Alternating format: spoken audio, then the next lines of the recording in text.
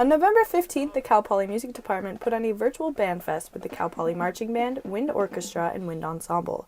The Bandfest was online with group in-person performances and Zoom performers edited in.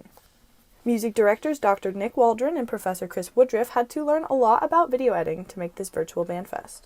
I had never used Adobe Premiere Pro or Adobe Audition, and how we that's how we edit the audio. And neither had Chris Woodruff, our director of bands. So both of us had a little crash course in the spring. And I know Professor Woodruff has edited a few more videos for the department. So he spent a lot of time working on that. And I have a cursory knowledge. But it was a little strange because we weren't physically seeing it. I've never been a part of a concert that I wasn't physically there for. So that was really strange. In fact, I couldn't even technically attend Bandfest because I had work. It's also kind of cool because even though I did miss it, they did record it and we'll be able to watch it at a later time. Band students follow strict COVID-19 guidelines in order to continue to practice in person. Music directors limit the amount of students per group. Each student is required to play in a mask along with other protective gear. Practice is held outside and students are expected to test weekly.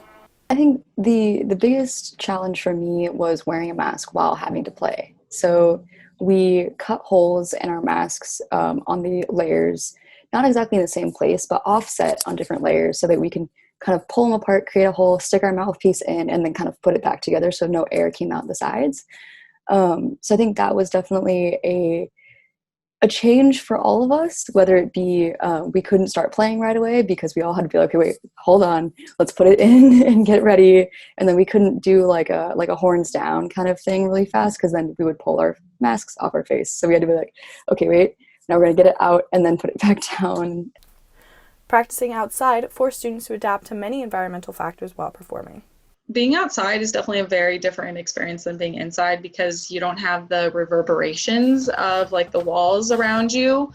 But where we were practicing, we kind of got that idea because we were kind of in this U-shaped building. So we still had some reverb, but is the air just goes up. And so, or the sound just goes up. And so it was definitely different listening.